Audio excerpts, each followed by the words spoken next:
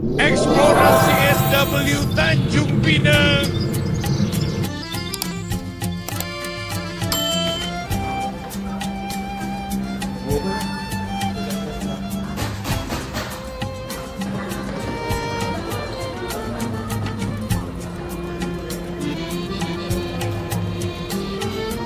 Dah.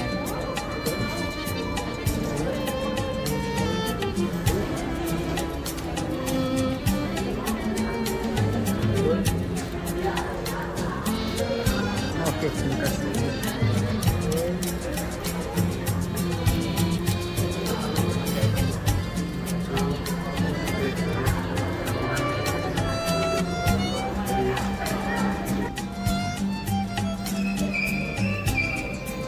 Okey guys, kita akan ke Tanjung Pinang dulu.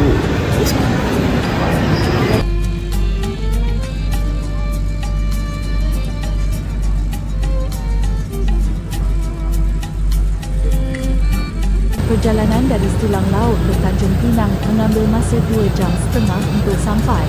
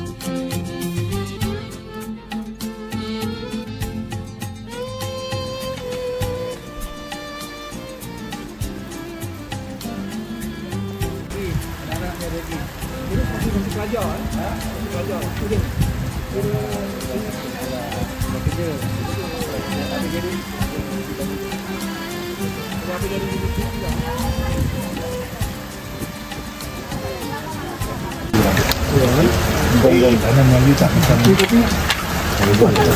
Oh, DJ tak apa, boleh je. Betul, kalau kita je. Kita betul-betul. Okey, sini nak. Makan gonggong kan? Oh. Ini kecil tu saya. Saya lalu kalau tak hujan kan kita. Oi, ya Allah.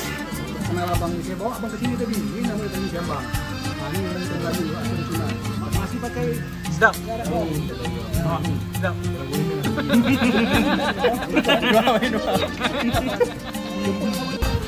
ini kami gonggong tengah cari ni kalau ni. Okey. Saya gonggong tak pendengar tu kalau ini kan duduk jauh. Kita cari ke kita orang panggil ni. Tak dapat pun. Ha? Dapat bang kalau untuk cari tak dalam buat apa. Oh itu abang minta itu dia kena. Dia ni Tak cari. Ya. Kalau tapi yang mutu tak makan kan? Dulu nak makanan. Ha? Mana? Tu dua tu. Ya, sedap tu. Rejik. Berapa tu lah? Makan. Tu sedap lah. Oh, macam mana rasa dia? Tapi ikut kita tawak macam saya basic brand. Sedap.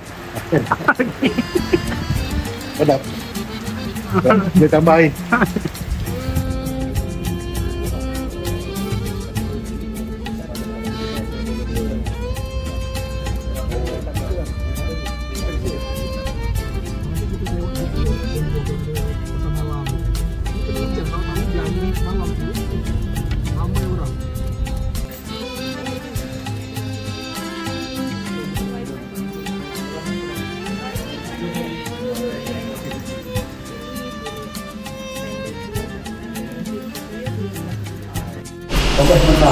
Assalamualaikum. Jadi hari ini kita dekat Tanjung Pinang bertarikh 19 hari bulan.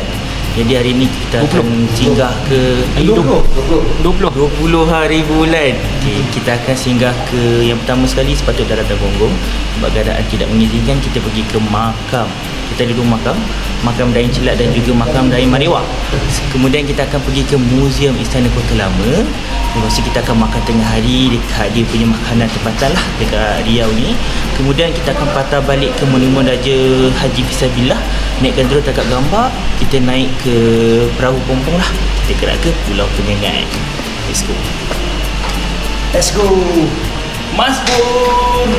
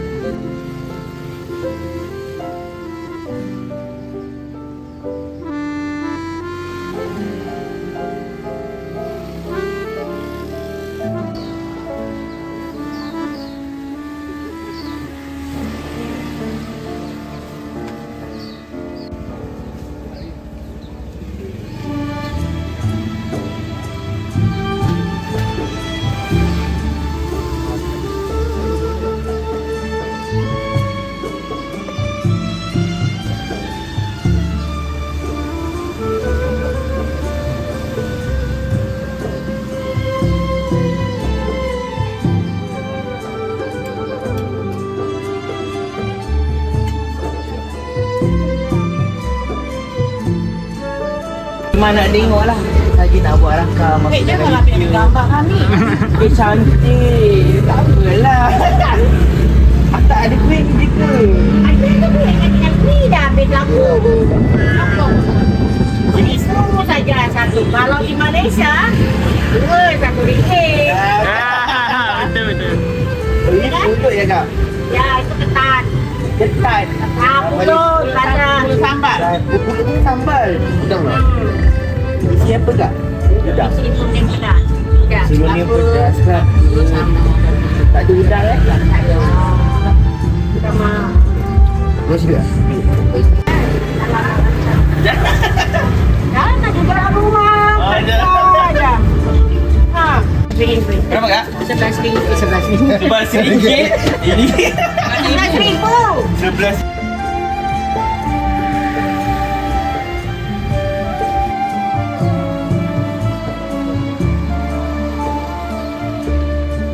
So sekarang ni kita berada di Sungai Carang. Sekarang ni kita dalam perjalanan untuk ke makam Dain Chelak dan juga Tengku Nai. Jadi kita berhenti sekejap untuk kita naikkan drone untuk melihat sekitar Sungai Carang. Mengikut sejarah, Sungai Carang ni pun adalah sungai yang digunakan oleh tentera Belanda untuk masuk ke tanah inilah. Sungai Carang pernah menjadi nadi kerajaan dan perdagangan Kesultanan Johor Riau pada abad ke-17 hingga ke-18. Bagaimanapun, kejayaan ini menghadapi cabaran besar daripada Syarikat Hindia Timur Belanda VOC, khususnya semasa Perang Riau 1782 hingga 1784.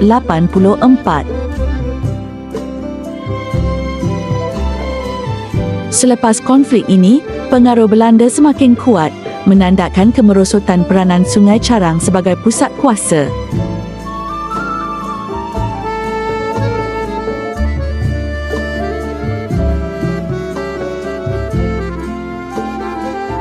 Hari ini, walaupun bukan lagi pusat politik atau ekonomi, Sungai Carang kekal sebagai lambang sejarah dan budaya Melayu.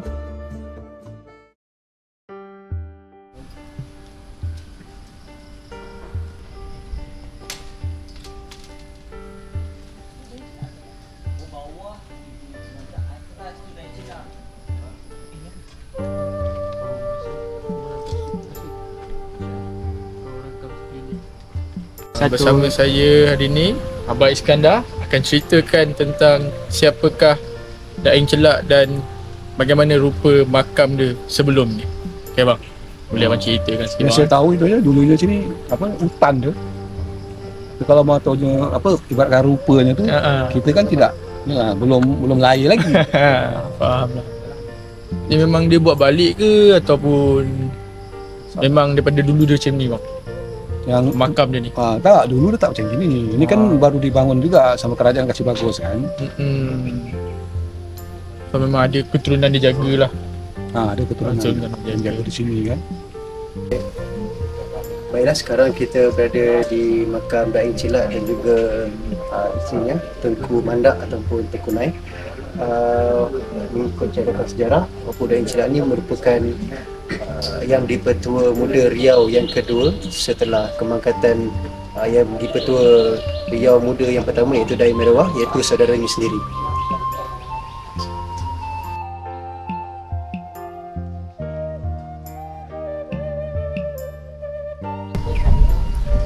Hasil perkahwinan Daing Celak dan juga Tengku Mandak ataupun Tengku Nai, terlahirlah dua orang tokoh terkenal, iaitu yang pertama adalah Raja Haji Fisabilillah, di mana dia turut dilantik menjadi yang di-Pertua Muda Riau yang keempat, serta Raja Lumu ataupun lebih kita kenali sebagai Sultan Salahuddin, iaitu Sultan Selangor yang pertama.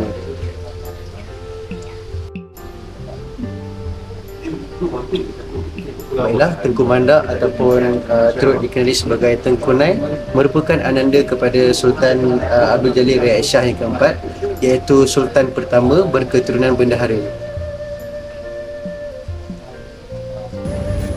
Orang ambil batu-batu ni buat istana, dia buat bangunan ke apa, kota pertahanan.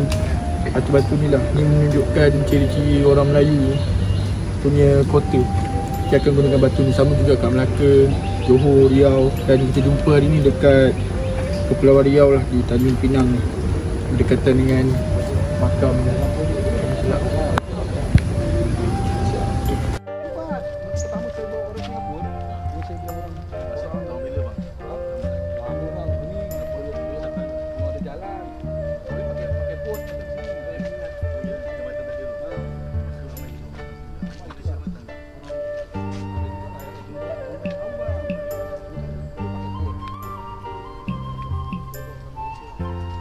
Assalamualaikum.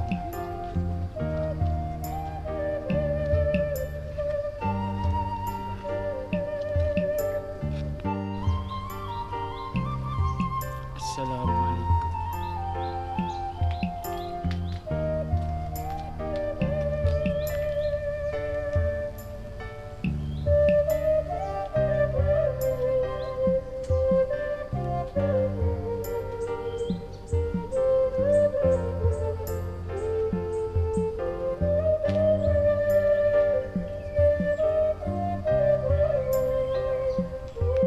Baiklah, sekarang kita berada di pemakaman Daing Merewah, iaitu yang di-Pertua Muda Riau yang pertama sebelum Daing Celak. Daing Merewah dilantik menjadi yang di-Pertua Muda Riau pertama selepas membantu Sultan Badrul Alam Shah menewaskan Raja Kecil, dan baginda turut digelarkan kerana jaya putera. Okay, sekarang ni kita berada di perkarangan Istana Kota Lama ataupun masyarakat di sini memanggil sebagai Istana Rebah. So di sini kita dapat lihat dia ada satu peta yang menunjukkan compound untuk Istana Kota Lama ni lah, tapi dia menunjukkan secara grafik, bermaksud sekarang ni dah berbeza lah daripada yang sepatutnya. Kalau kita nak lihat, kita berada di perkarangan ni di belah atas mungkin, sebab sungai pun berada di sebelah sini kan, di sebelah bawah tu. So kalau ikutkan, kita berada di belah atas tu, dan dia telah tunjukkan lah mana ada menara pandang,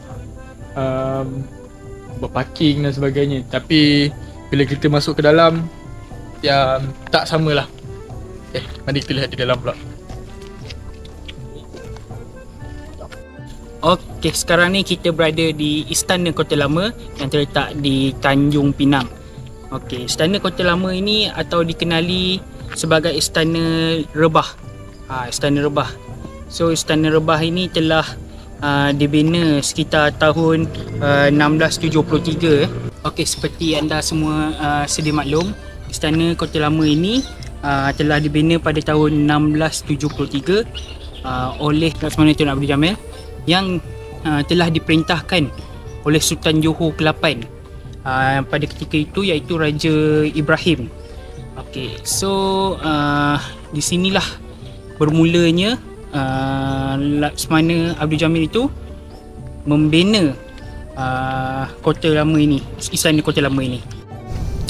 Okey, so istana kota lama ini dibina adalah bertujuan untuk menjadi pusat kerajaan pada pemerintahan Sultan Johor ke-8, iaitu Sultan Ibrahim.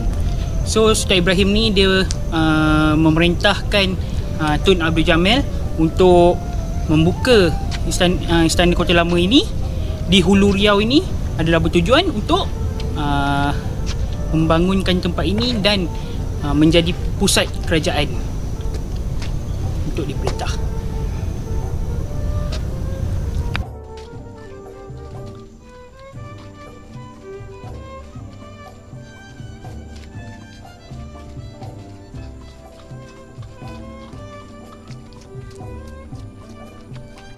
Istana ini dibina sekitar tahun 1673 semasa pemerintahan Sultan Ibrahim dan merupakan pusat pemerintahan kerajaan Johor Riau sehingga awal abad ke-19. Istana Kota Lama juga dikenali sebagai Kota Rebah, saksi bisu tentang kegemilangan dan kejatuhan sebuah empayar Melayu. Istana ini terletak berhampiran pelabuhan yang suatu ketika dahulu menjadi nadi perdagangan maritim serantau. So setelah selesainya Tun Abdul Jamil itu membina istana Kota Lama ni, jadi tahun 1719 kawasan istana ini telah berkembang pesat. Jadi pusat pemerintahan yang berada di Johor telah dipindahkan ke Hulu Riau ini, iaitu di istana Kota Lama ini, dan menjadi kerajaan pusat lah di kawasan istana ini. Seterusnya pada tahun 1787 istana ini telah dipindahkan, atau bukan istana ini tetapi kerajaan pusat yang berada di istana ini telah dipindahkan ke Linggar pada pemerintahan Sultan Mahmud Shah yang ketiga. Kalau anda boleh lihat di belakang saya ni adalah artifak lama, iaitu bekas-bekas tapak pembinaan istana Kota Lama pada ketika dululah. So anda boleh lihat ni.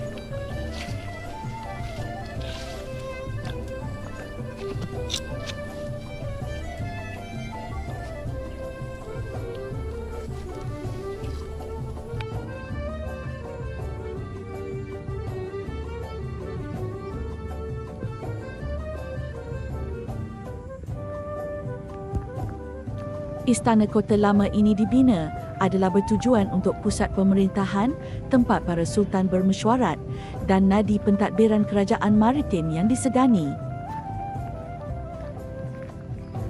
Nama Istana Kota Lama di Tanjung Pinang sering juga disebut sebagai Istana Rebah atau Kota Rebah, dan nama ini tidak diberikan secara rasmi oleh pihak istana sendiri, tetapi berasal dari keadaan fizikal dan sejarah tempat ini.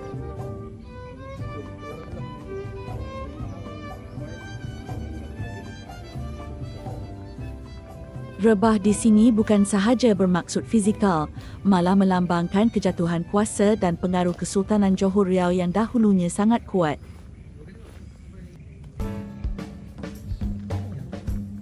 Seperti anda semua dapat lihat, ini merupakan bekas tapak fizikal bangunan yang telah rebah. Bekas tapak ini masih dikekalkan di kawasan ini adalah untuk membuktikan bahawa kawasan ini pernah menjadi kawasan yang penuh gemilang pada suatu masa dahulu. Sekarang kita berada di sebuah masjid lah katanya.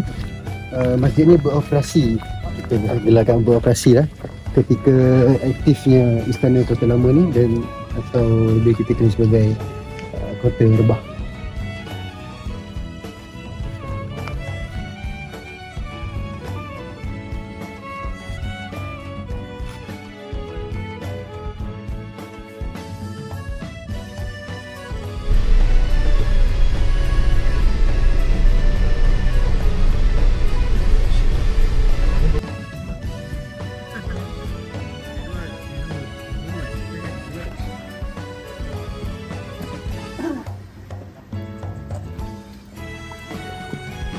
Abang bagi makan ke bang? Ya. Nak makan sekejap boleh? Boleh. Awaknya tu.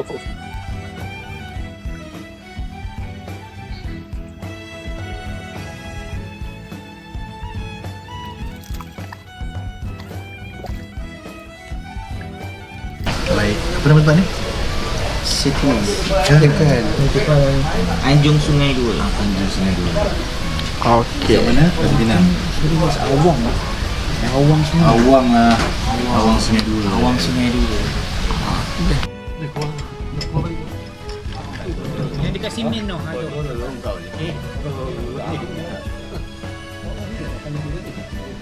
Okay, so sekarang ni kita tengah makan tengah hari Dekat lunch time dekat Awang Seafood. Awang Seafood. Awang Sungai 2. Awang Sungai 2. Awang Sungai 2. So ini siput gonggong namanya. Siput gonggong yang popular. Kalau nak tahu kita tengok petangkang, kita ambil gambar dekat tugu siput gonggong. Yang ni pula kerang bulu. Kerang Bulu nama dia. Sebab apa? Sebab ada bulu-bulu kat ni. Ada bulu-bulu. Tak ada dekat ni. Dekat Malaysia mungkin tak ada. Bulu dia tak Somai ada. tak ada. Okey. Sekarang ni ikan siakap. Kita ada ikan siakap. Sotong. Tu sotong sambal tumis kot. Sambal petai. Satu Dan selebihnya ikan kerapu. So nanti ikan kerapu sampai kita ambil gambar lagi. Bye.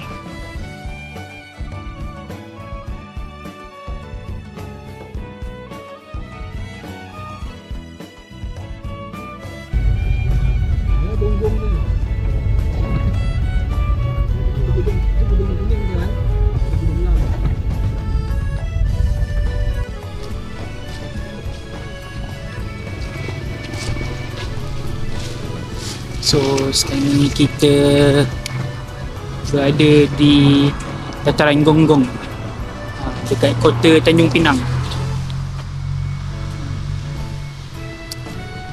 Okay. So nak ambil gambar penting itu tandanya kita dah sampai.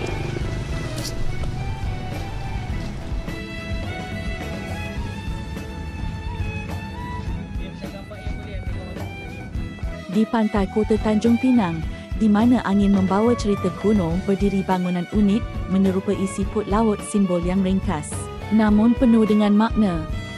Inilah bangunan Gonggong, ikon baharu bandar yang masih mengekalkan semangat kemelayuan. Dahulu tanah ini hanyalah sebuah dataran kosong. Kini, ia adalah ruang kongsi, tempat untuk keluarga berehat, tempat pelancong jatuh cinta dengan ketenangan Tanjung Pinang.